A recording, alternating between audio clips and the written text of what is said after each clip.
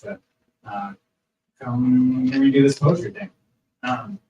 This, in terms of like agenda here tonight, so I'm gonna read some poems, talk about some poems, and then people have a Q&A sort of thing, and set up some time to maybe sign some books. You got one today, and then afterwards we'll get out of here by like 7:30. And if you want to keep hanging out, you might go to the bookstores up the street and support other business here and listen to us.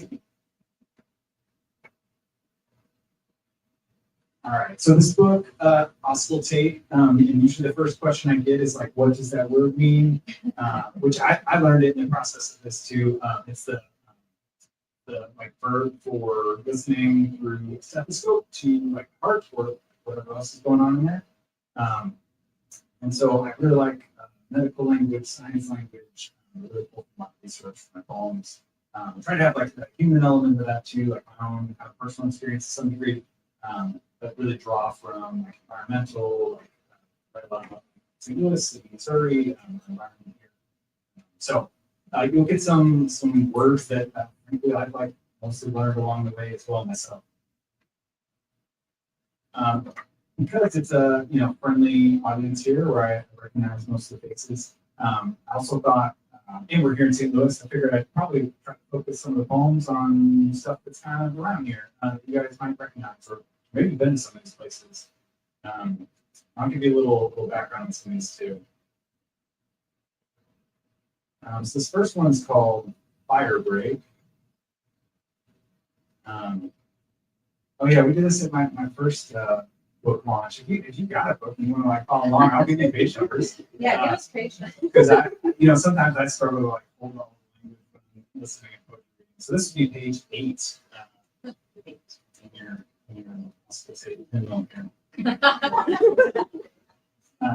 All right, so this one's called Fire Break, and it's after the Westlake landfill in Bridgeton, which, if you're familiar with that, that's where a bunch of nuclear waste got stored during World War II or after World War II, or maybe during, and it's kind of a thing we're figuring out what to do with that, and they put it next to a landfill as well, and there's just this complicated mess happening around.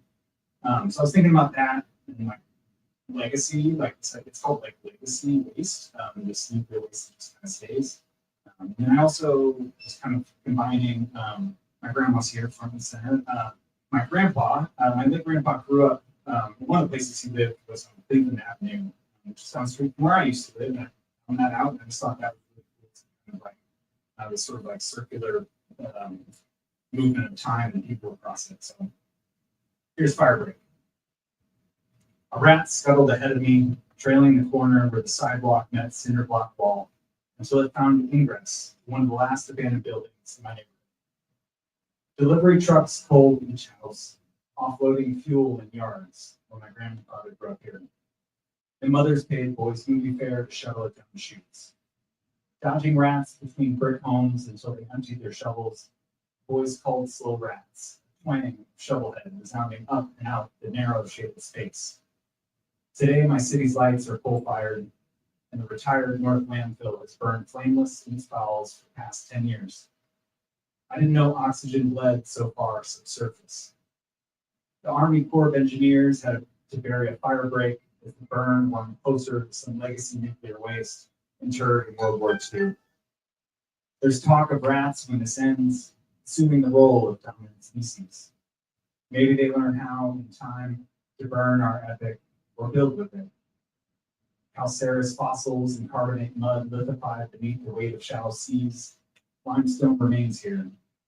My coal chute is bricked up and the furnace burns clear natural gas, with the limestone steps to my front door still green with lichen.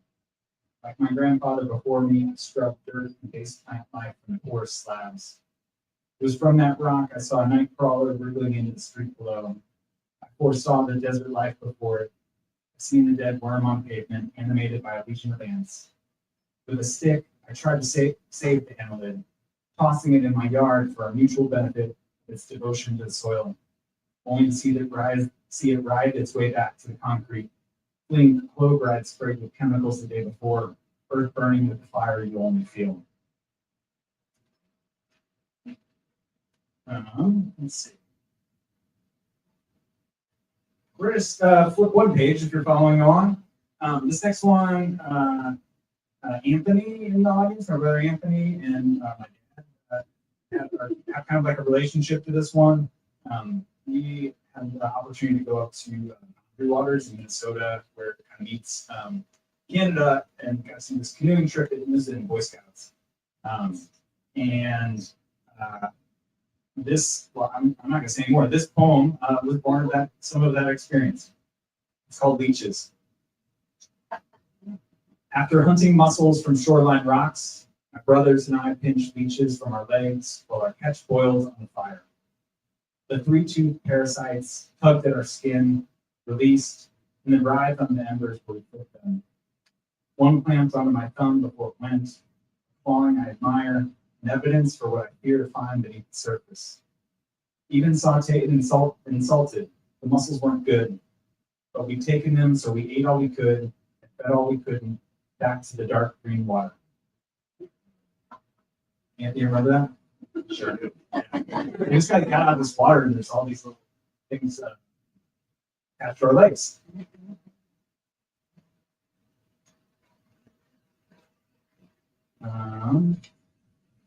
Next one's called Paresthesia. It's on page 13. This is also a brother poem, but this is a brother that is not here. My brother Nick lives in Kansas City. Some of you, well, shoot, many of you know him. Or related to him, I should say. And he's a pediatrician. I was thinking about him when I wrote this poem and trying to, I don't know, think about his experience and my interest in like medical language, and then some maybe shared experience growing up. The poem will tell you this, but paresthesia is the kind of more specific name for that experience of like needles in your foot, and your foot falls asleep or your hand falls asleep or whatever. At midday, when the sunlight's angle of incidence is greatest, the fly trapped between storm window and window bides time. Child left in the car, while his parent buys groceries, the video games my brother played so much they stuck in his brain. One night, he ripped books off the shelf in search of the legend of self as Triforce while asleep. If words are purified by scream, an 8-year-old slurred repeated, "I need the Triforce," his obsession embodied when it shakes a family awake. My mother wrestled him from the highest shelves, some castle gate, and held him to the carpet until he blinked his way back to us. Paresthesia needs the tingling out. My brother thrashes atop a pile of little golden books. The fly discovers a crack in the corner where the window frame feels square.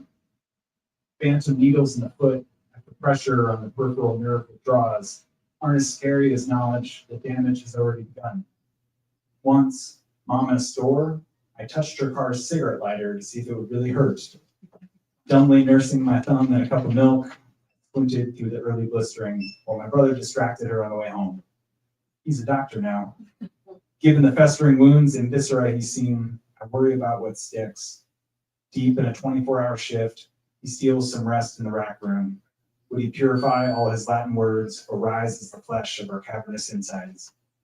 He might finally find the true names for laceration, deep vein thrombosis, thermodynamics of the brain.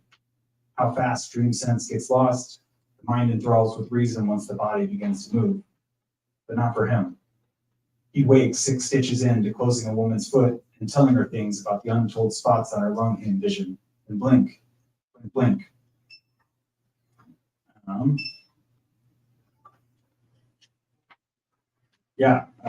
My mom and dad are in the room, and they're the ones who took him off of that bookshelf, I believe. And some of this too, like I was thinking about, like there's a lot of like memory kind of built into this. But also there's a lot of like what we call poetic license, my ability to just like make stuff up if I want to because it fits the poem better. So there's some of that definitely happening with a lot of this.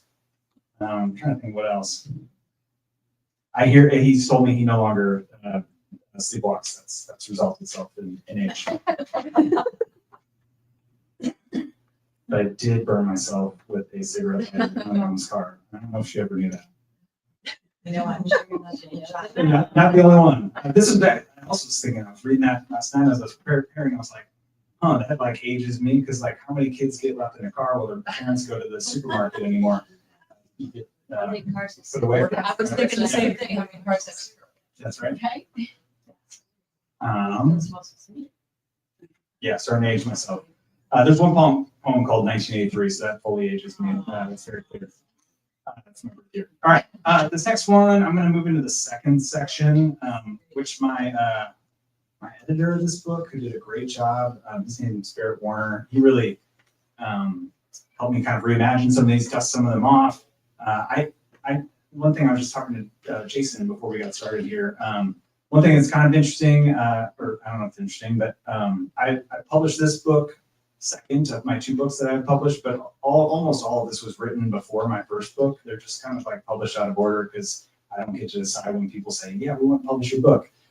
So some of this is a little bit older in time, which means some of it's like tied to kind of earlier experience. And so there's this like section of poems in here about a person who's like dear to me. It was a close friend's mom. Her name's Sue Belchamber, and she passed away of cancer while I was in graduate school in Ohio. And so there's a kind of cluster of poems. She was like my boss kind of in high school too. I worked for her, and then my close friend's mom. Spent a lot of time with her, and so I was kind of like wrestling with that, and also watching a family kind of go through this this terrible grieving process and participating in my own process. So this is one poem where I feel like the editor, Barrett Warner, he really helped me kind of like reimagine the end of this. There is like one F-bomb in here, and there is at least one child in here, so I'm just going to say, I'm going to leave myself for that one. But that's probably the only poem I've ever used that word in too, so there's that. I don't know. This poem's called Bald. It's on page 18. Sorry, I should be give you that heads up. You guys want to come on in? Yeah. Yeah. Oh, there's 2 spots up front if you want that. Thanks for being here. This poem's called Bald. A weight of fluid and excess cells, first curable, then not, sat down heaviest in the gut of a mother. She called her son's friends sons more than once, and her eldest called his friends on the telephone to give the givens of all of his and their prognosticated loss. I've heard you don't have to shave your head in solidarity, but they had not. She wielded shears on their deck that overlooks the drainage pond, and laughed as the nest of hair from her husband's and her boys' friends' heads covered her toes. Little medicine left and hard-earned needs to mend. We do and do long as we can. Long as we cannot attend to our own bodies. Like gourmet desserts I sent instead of flowers to this woman with her 2-week body eviction notice. Even though I know her sons and husband will gorge themselves on the platters of funerary leftovers. It's so effing barren here in February, and she likes chocolate-covered fruit.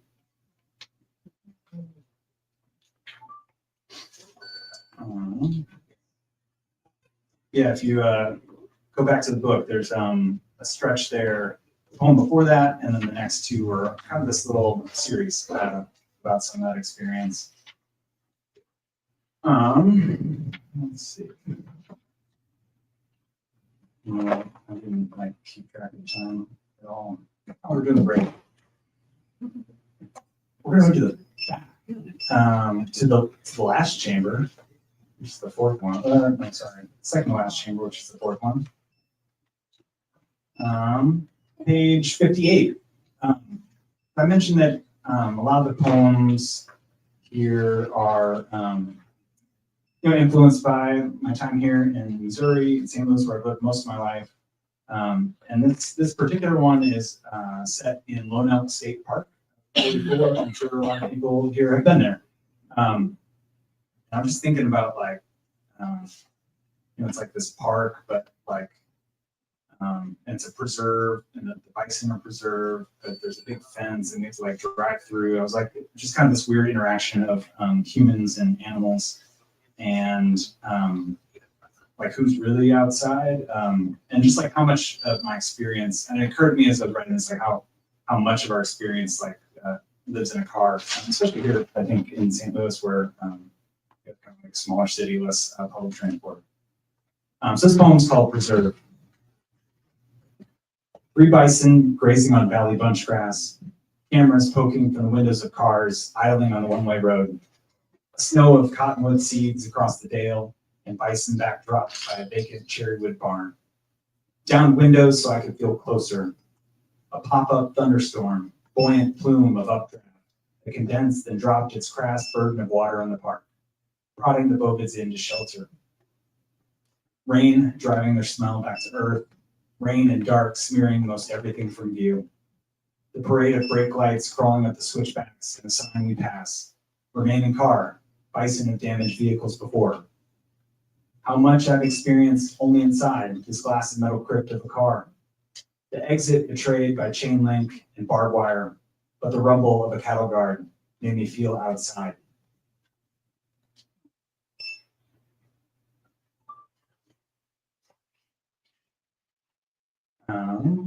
The next poem I'm going to read is the last one, and it's actually like the last poem I wrote for this collection, and I'll tell you why. It's also in this 5th chamber, which human hearts don't have 5th chambers, but my editor was like, what do you think about that? And I was like, I like it, let's do it. And then he was also like, what do you think about writing a poem from the point of view of a deer? I said, I'll give that a try, let's see what happens. So this is a poem from the point of view of a deer. He was saying, like, you know, there's a few deer hanging out in this book. What would that be like? And your experience here tonight will be a little bit different as you read the book. I was like, well, gosh, I've never written a poem from the point of view of a deer before. I don't know what they would say. But I had, he told me a couple things that like really stood out to me, which is this thing that he's like, deer seek the grass in places where there's snow and they have like snow removal and salt. Like deer will seek out that grass that is where the salt has been because it like tastes better to them. So that's one thing that kind of stuck out to me. You'll catch that at the end. And then also, I didn't know what to say from the point of view of the deer, so I also like took like these last lines of each poem in this section and just kind of mess with them. So you'll hear, as you read the book, if you get to this, you'll hear some of those across the previous poems. Today, you're not going to control that. But, okay, so this doesn't have a title. It's just in the 5th chamber at the end of the book. Uncoupled, the body disposes of its witness, for poison's part and parcel of any preservation. Lift your shoes and jog these roads. My footprints probably track you back to another American feedlot. My sternum felt the outside, Duchamp's comic calculation, ha ha ha. I cannot stand to be signified on stained steel, and I've been so careful about chronic wasting disease. How's this for a priority? Everything's never here, and the population of any choice seats 2, no matter what the brainstem signals. Your body never beholden to any one thing except this one. You know how if you have 2 seeds and you give one sun and water and soil, it unfurls the plant? But if you give all that and take any of it away, bunch grass dies, never regrows. But that other seed remains, no worse for the lack. Stop watching already. In all this flight, you move your body down a road to still, but I've not fled to death. Pray I saw the salty grass that pops roadside these early months after the plow has passed. I'm going to read 2 more. I'm going to go back to the front. There's a poem up here on page 11 that I'll read, and then I'm going to go back to the first poem in the book. And then we'll do some like Q&A and sign some books. All right, so this poem's called Goose Flesh. I mentioned like kind of city, St. Louis landmarks. This place that was more kind of important to me, kind of in my younger years is actually, has anybody been to the Creepy Crawl? It was a concert venue on Tucker. One, you have any? I'm pretty sure you've been there. All right. Anyway, it was this small, dumpy rock dive club kind of place. It was sweaty and it smelled bad. And there would be, it was like kind of catered to kind of younger adults. So part of the experience, I think, was also like leaving there afterwards and being drenched in sweat from like, rough housing and being very into the music as adolescents are. So this is called Goose Flesh. There's also, I was thinking about this, like, I don't know, theme maybe in the kind of music I was listening to when I was growing up. This idea of like being young and like wanting to get out of town. This idea of like migrating, of leaving. How it was a big deal to like get to make it out of town. I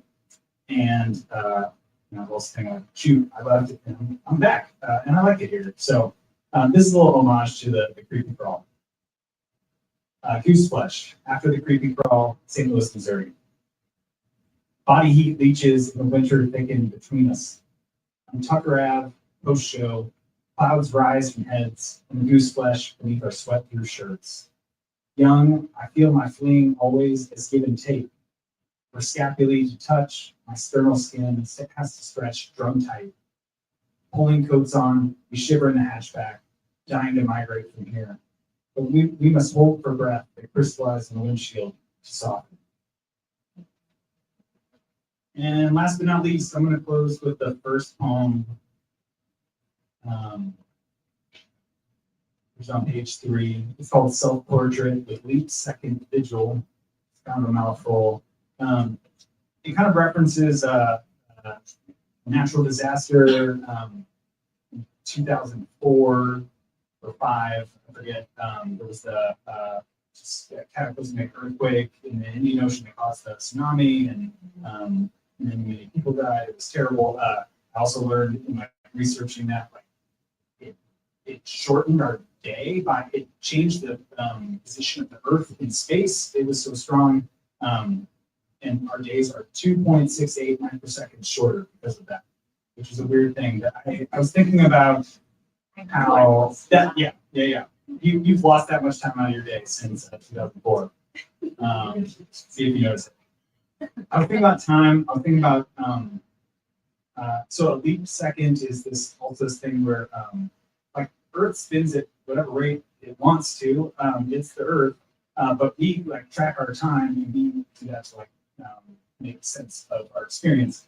And there's this thing called a leap second where we add a little buffer, little time to make sure that our time still maps with the planet Earth.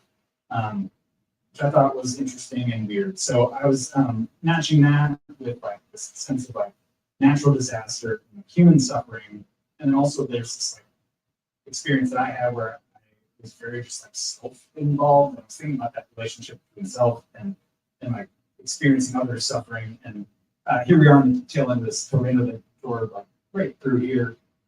So one thing I also want to say, I'm sure a lot of people have kind of made donations or volunteered. I got a little information in the QR code up here if you want to come up and sign a book. If you feel interested in doing some of that, if you haven't yet, there's some stuff here to give towards the St. Louis tornado recovery. I'll leave it at that. So this is called Self-Portrait Leap Second Vigil. Snow halts so I can see beyond the weather outside. Across the street, my building is reflected in the gold sheet windows of another building. 6 months ago, a second was added to this day, and I just found my window in the reflections. Whoever first turned summer, turned autumn, and winter must have felt abandoned those the longest months ever. Now we know to add a second once or twice a year to keep our time aligned with the Earth's rotation, or with it dragging water against space, not keeping up with the frantic oscillations of cesium 133. No way that first witness devised guilt. What fear to watch the ground die beneath your feet? Who could shoulder such blame and out demise? With Earth never turning faster than time, it must be monitored. An earthquake in the ocean knocks us out of sync.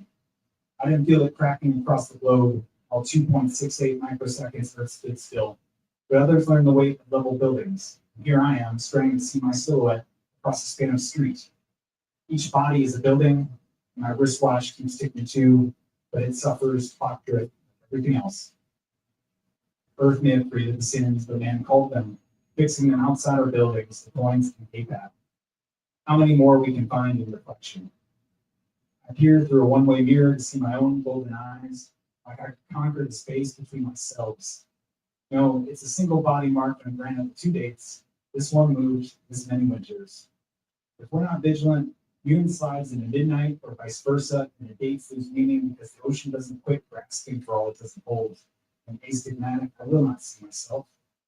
It didn't exist. a single first person who held winter alone. But it's easier to understand a lone man, balled up beneath leaves and a gully, uphill of his river, who learns the need to build while crying out against the fire, burning beneath his figure's blistered skin. I just want to say thank you for being here, and I'll answer some questions here.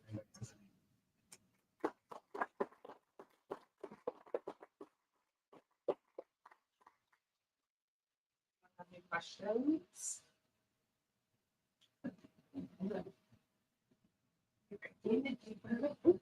Here you go.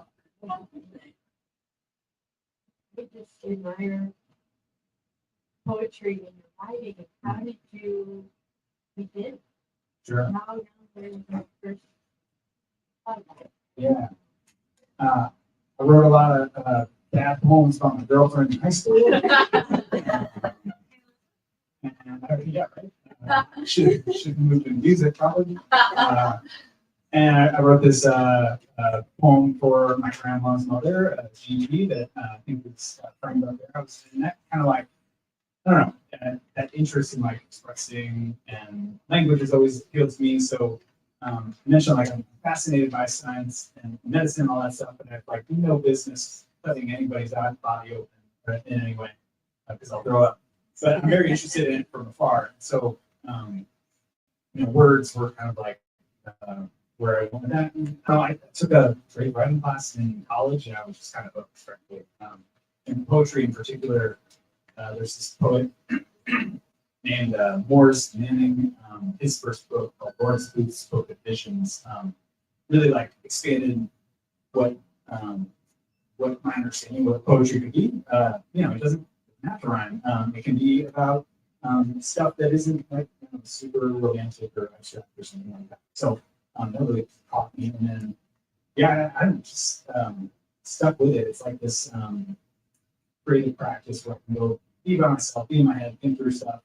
But frankly, like so much of it is like lonely and alone, and that's like important. But frankly, this is the best part of getting into this stuff. Is like, I only get to publish every few years, so like I get to come out and say hi, and you all hear it, and that means the world to me. So thank you.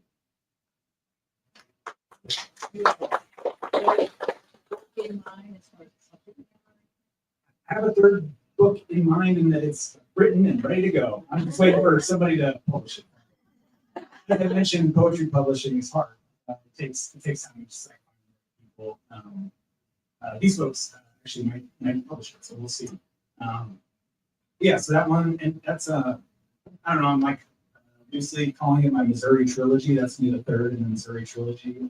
3 books I've said that, and then I'm like break out from that and kind of try some other stuff, see what else I can do. Alex.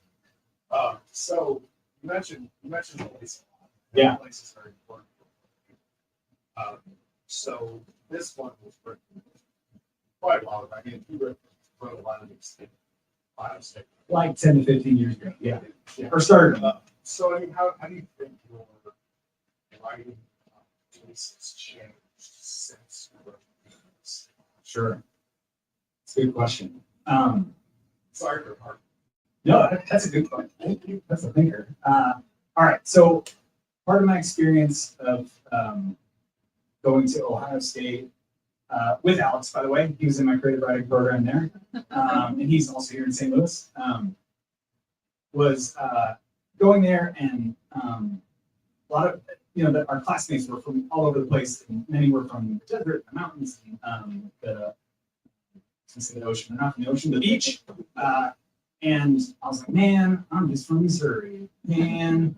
And then I was like, I should move through that and try to like see the place where I'm from differently. So some of it was like kind of re-engaging with that, re-understanding that. And then moving back here, I think, Alex, to answer your question, is I think more of like I think I started from a broader, more abstract sense of like rivers and like river ecology, just because of St. Louis and how it sits in the world.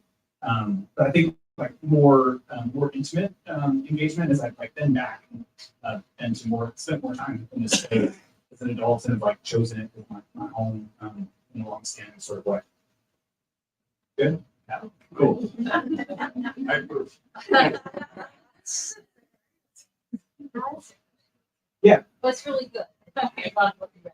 Thanks. But we jumped all over. Is there, We did. so do you feel like okay, I'm thinking Project Runway, when they do the final show, Yeah. they got the first person and their last person, and they know all the dresses in the middle. Yeah. So like, obviously you did it purposely, but do you care how we read it? What's the, oh, Or- sure. Like we didn't read it then. Yeah, yeah, But do yeah. you think it's gonna come through a story like that? Or I think, well, for today, I definitely had this audience in mind. I'm trying to write about places that you all might be familiar with, people that you might be familiar with, like my siblings. So that's, and so maybe selecting in that sort of way. And then in terms of like, and how do you make those? How did you? I don't know. Maybe it's too broad, but like Yeah. you purposely made this order for today or for this book? for the book. Oh, for the book. Frankly, one of the things that one of my professors, more than one, encouraged was print out all the poems, just throw them in the air and let them land, and then start like figuring out what goes together. So that's one piece. That's one way, which is happenstance and finding out, like discovering like little connections that way. Another is there's a theory, like a suggestion, maybe like starting strong and ending strong. So some of my favorites are towards the front and back. So I'll also read from the front. So those are my favorites, yeah. And then also trying not to put too many things that are like directly in contact with each other. Aside from that series that's about my friend's mom who passed, I like a little space between poems that talk about the same thing because I think it creates like an echo as you're reading. You're like, oh, that's familiar. I remember that from, oh, okay. And then like start like piecing together a sort of like schema in your head that maybe connects in these sort of like associative ways, which is like kind of poetry is kind of great. It's just not linear in that way. But you can read it in whatever order you want. I support that. Yeah. Good question. Grandma. Well, I used to read stories to you. Uh-huh. It's one of the, it's in the paper, which I think people think it's, you always have stories from your mind, Mm. which you're always thinking, oh, and wanting to tell. Sure. You think Yeah, yeah. So the question was, as a writer, do you always have kind of stories kind of going through your mind that you're trying to work out? And I would say as a poet, I always have like bits of language that are, or in images. And when I'm writing about like, place, experiences, I guess. And so, I mean, my process to tell you that, which it's not novel, I think a lot of writers use this, is I have, at this point, it's a notes app on my phone. I've got a note where I can just collect like, oh, that's a cool word. I've never heard that before. Or something will connect like, oh, I gotta write about this. And it just goes in here. And then when I sit down to write, I go look at that list and just like look for pieces that kind of stand out to me. And then, so it's like, it's born from language as opposed to like, yeah, sort of story. But then, I don't know, I just try to figure out how it all fits together. And there's a lot of like discovery and surprise in that, which is like the fun part of writing it. Yeah, I'd say that's fun. And then it's lots and lots and lots and lots of revising and moving single words around until it just feels good enough to send it. Yeah. Anthony. Have you ever thought about traveling to find a lot of different stories, like cool little places? Like, I mean, you live in China, so like, Sure. I'm gonna go Further to Denmark to see if I can find a story that connects stuff here. Or I'm gonna go to Australia to see if I can find a connection because places like can connect Yeah. random parts of the world to home. I haven't done that, and my hesitance is like, do I understand that place enough to speak of it? Whereas like, I feel very confident writing about these places that I've lived and experienced hands-on, but like your idea of like attaching it back to my experience here makes sense. And yeah, so I do something like that. Actually, it kind of reminds me of Alice's book that he's working on that he's told me on. That's pushing the spotlight, but a place that's important to him and how it relates to a place here. So I don't know. It's like if I could do it, if I could cycle it through my experience, my lived experience here, then probably would. Yeah. Jeff. You look at poetry as naming with words or storytelling, or it could be both. Yeah, all the above and like song too, right? Like Yeah. it's audio. Yeah, I certainly recommend as you read, like saying the words out loud. Yeah, the visual presentation is meaningful in some sort of way. The poet has made choices around that. What the words mean is meaningful. A lot of times there's the like literal meaning and then like the associative meaning or like yeah, connotations, stuff like that. And then yeah, sound has meaning to me too, which is why I think I gravitate towards some of the medical and scientific language. It just sounds cool. Yeah. Because I felt all Yeah, awesome. it's cool. Yeah, thank you. Another question. Yeah. Is there a poet that you found like you relate to most and you kind of not use their style, but they kind of influence the way you do your poetry? Oh, sure. Yeah. One poet who helped me really kind of like two poets that I think helped me like shift from like where I started to where I've gone since then. There's a poet named Bob Hickok and a poet named Dean Young.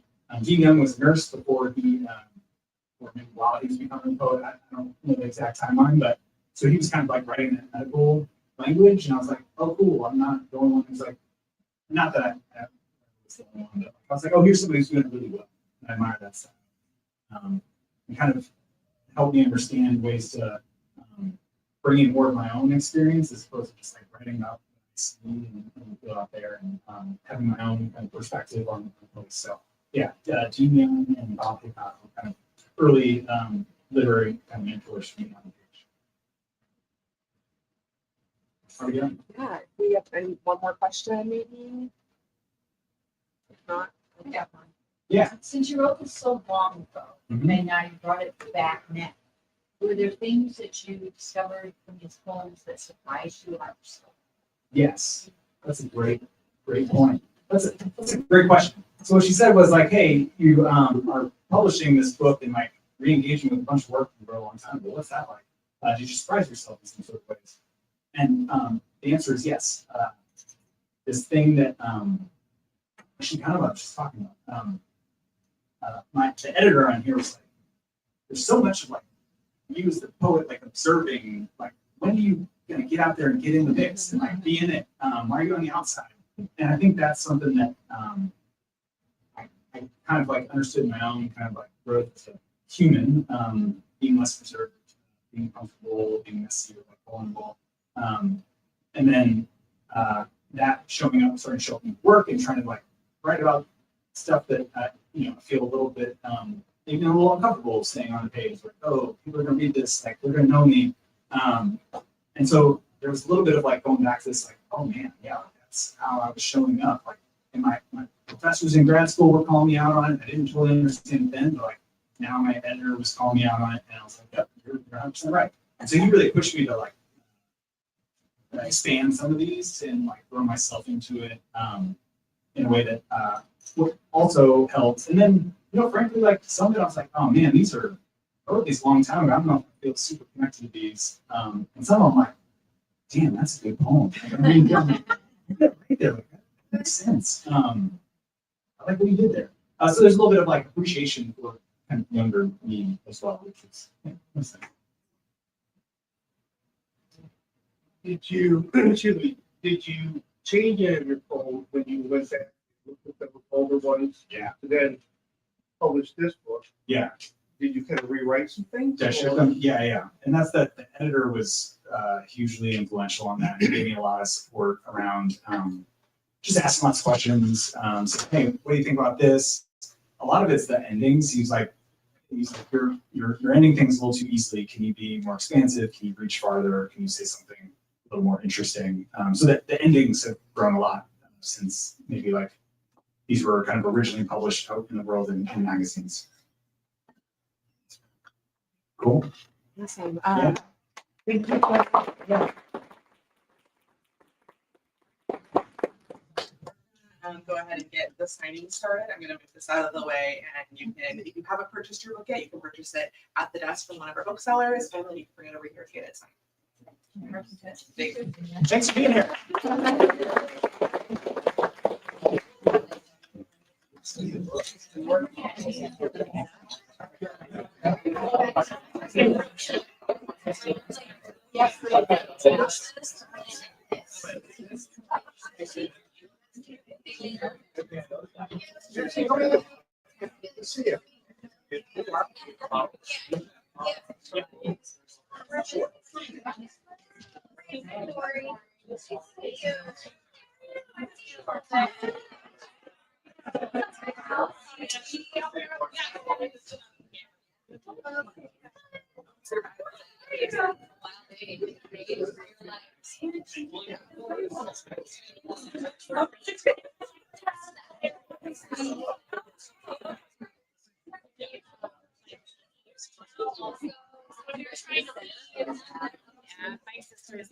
Oh, that's nice. So that's She's like, oh, yeah. And Jordan lost it.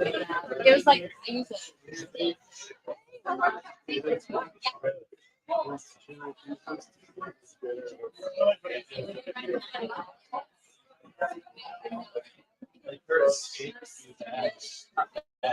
Yeah.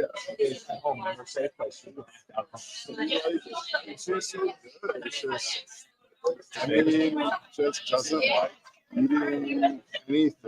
So I still do like full milk with her before bed and Taking sure and all that. and Yeah. stuff. And like, you know, anything that she liked at one point, she doesn't like the next Oh, time. yeah. We tried, I mean, we got rid of the high chair months ago. Got one of those stands. And so she was eating, like, would walk up and go grab something for a while of that. We tried sitting down with her and eating. We tried giving her own chair. We kind of chase her around, Yeah. like let her when she's playing, shove some food in her mouth. Make sure she eventually get like it's just like you know, our whole evening is just trying to get fed. Yeah. Yeah. So it's not quick. That's Like tough. there's no It's tough. yeah. I mean, we go to the park every day after work. Yeah. This water clock is right with her and the dog, and so that's like kind of like fun, but then the rest of the time, and get to bed and fingers crossed hopefully he Nap sleeps. in bed and yeah, hopefully sleeps. Hopefully sleeps and took bedtime back till like close to the 8 to see if she gets more time to get her food, and sometimes it works, sometimes it doesn't. And we went up to Kansas City last weekend to visit the in-laws, and we didn't leave till 7:30 to miss all the traffic. First time we got there in under 4 hours. We transferred pretty easily. Then she woke up at 1:30 a.m. and said, I slept enough. I slept at 1:30 a.m. to 8:30 a.m. We passed her off to her mom at 5 a.m. and we got about 3 hours of sleep before our kid's birthday party in family time. And then it rained all day on Sunday when I was playing golf with her dad and brother. So, of course, you know, it's just classic. You know, just go get up and enjoy it. Have fun and then And it rains for like 16 holes. should have played another 18. But no, it's, I mean, it's great. We're just struggling with that. Yeah, sure. We're both have pretty solid jobs. Yeah, that doesn't help. So, It's great, but it sucks all the same time. It doesn't get any better. yeah. How you guys doing? Good. Little man doesn't want to eat. Yeah. Yeah, he's very undersized. 2% on size. But like we get him to eat and then he'll like it for a week and then he'll like it anymore. And he goes for walk and he's for so it's good. He's shaped. He's very good. Yeah. But he's still taking food bottles. So he's sure. I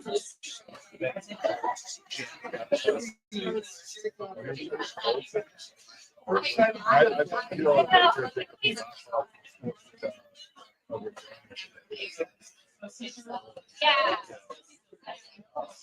Yeah, I give her a couple bullshit, but I just know she's starting. She doesn't like the right. That's like if I don't get maybe I just see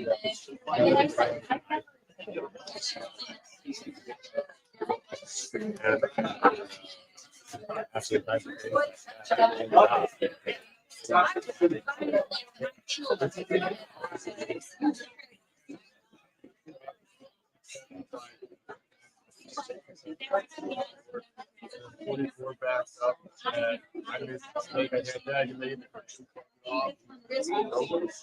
And so I sat. It's fine.